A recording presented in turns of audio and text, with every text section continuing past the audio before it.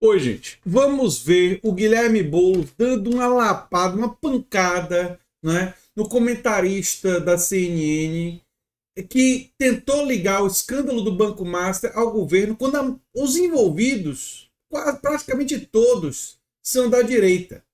Aí o Boulos disse umas verdades na cara dele e todo mundo ficou com a cara no chão, né? Vamos ver e vamos comentar sobre esse fato. Vamos lá. E é muito importante compartilhar porque tem gente disseminando esse tipo de mentira, né? Vamos lá.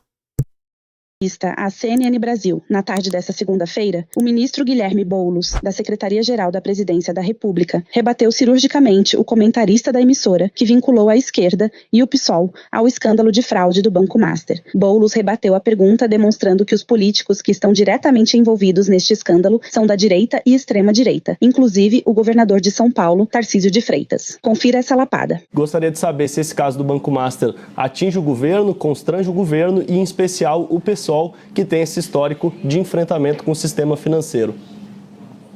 Matheus, você citou alguns nomes que as especulações sobre investigações associam.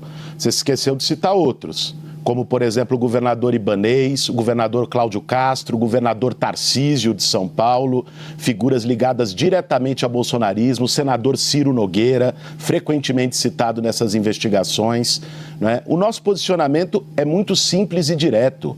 Que seja investigado, doa quem doer, ponto. Que haja investigação, que ela aconteça, e é o que a Polícia Federal está fazendo.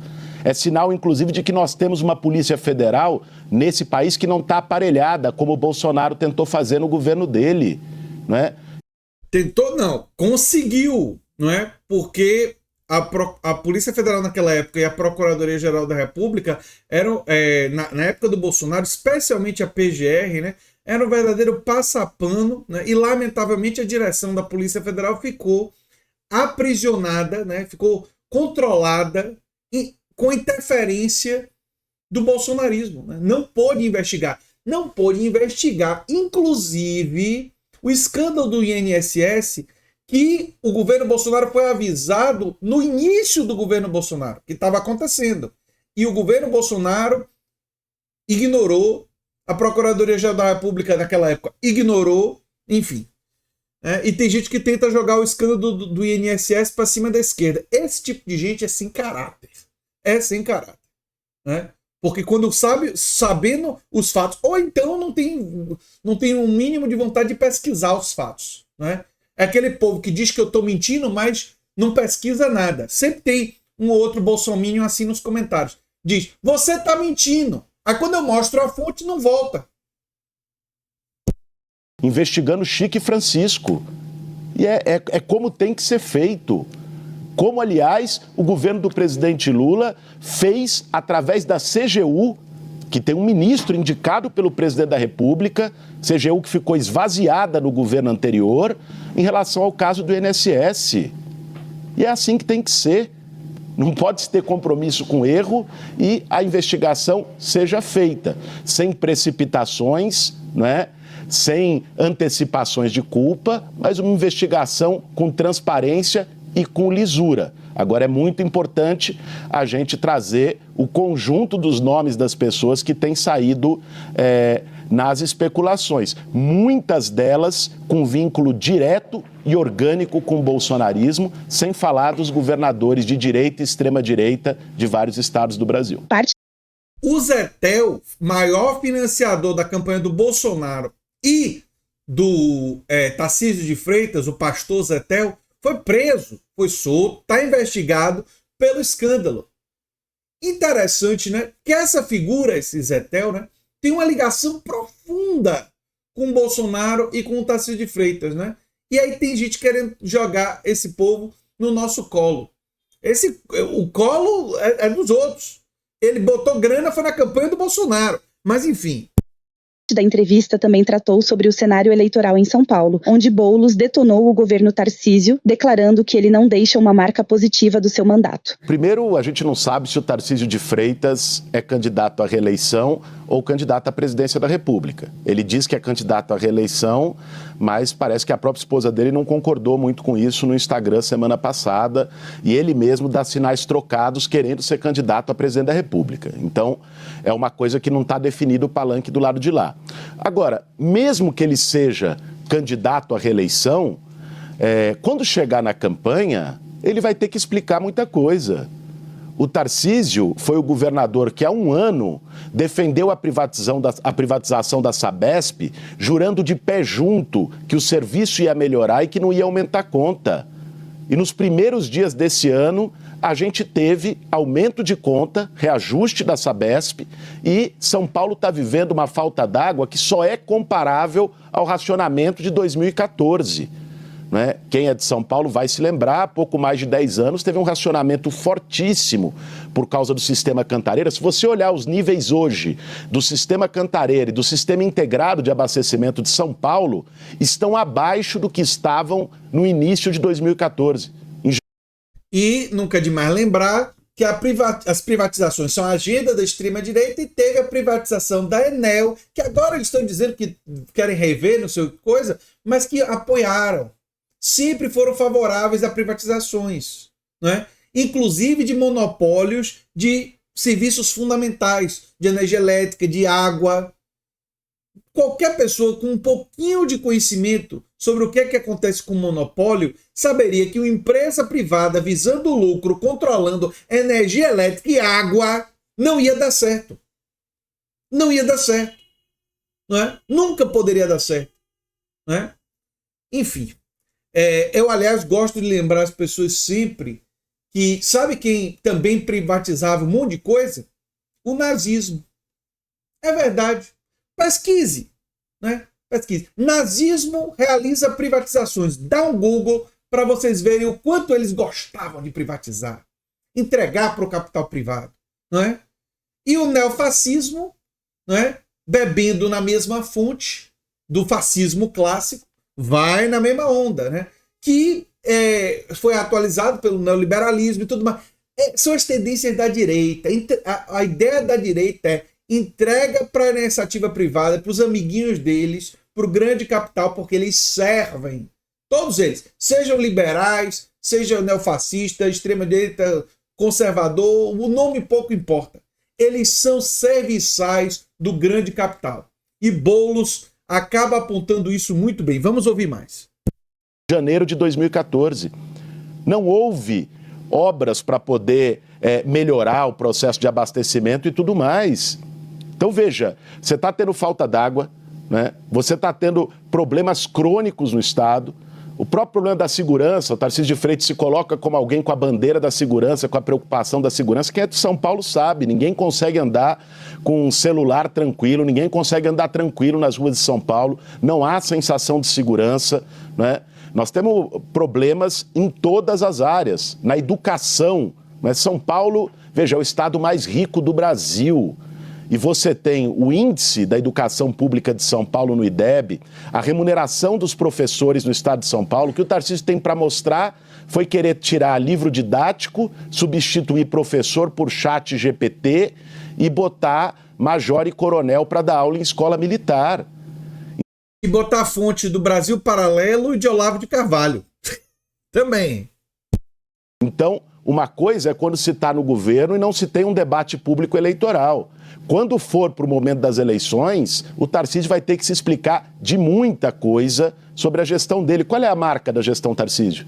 O que o Tarcísio fez para o povo de São Paulo nos últimos 3 anos? Esse debate vai aparecer na eleição e eu tenho muitas dúvidas que ele se saia bem de um debate de balanço como esse. O ministro também comentou sobre uma possível candidatura de Fernando Haddad para o governo do estado. Assim, eu não tenho procuração para falar pelo Fernando Haddad ou por qualquer outra liderança que possa ou não ser candidata em São Paulo. Agora, logicamente, o Haddad é alguém que tem um capital eleitoral, foi o candidato do nosso campo na última eleição ao governo do Estado. Apesar de não ter ganho a eleição, teve um bom resultado no segundo turno com o Tarcísio. Agora, esse é um debate que eu acredito que o presidente Lula está fazendo com ele, como fez e fará com outras lideranças, para que a gente tenha um palanque competitivo em São Paulo. São Paulo, Tainá, você sabe, é o maior colégio eleitoral do país.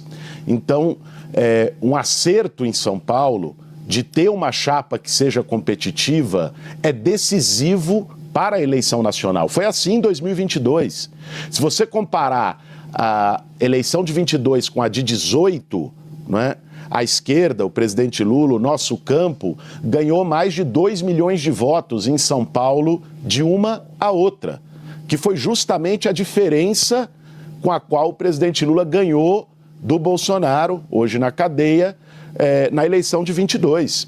Então, o palanque em São Paulo é muito importante. Eu não tenho condições de falar em nome de outras lideranças a respeito da candidatura. Agora, eu acho que o nosso campo, de maneira geral, tem essa compreensão da importância de jogar peso e fazer sacrifícios para o palanque de São Paulo. Boulos aproveitou a entrevista para criticar o projeto de anistia e detonar ainda mais os golpistas condenados. A posição do presidente Lula sempre foi firme em relação a esse tema. Nem anistia raiz, nem anistia Nutella, light ou como quer que se chame, que é o caso da dosimetria.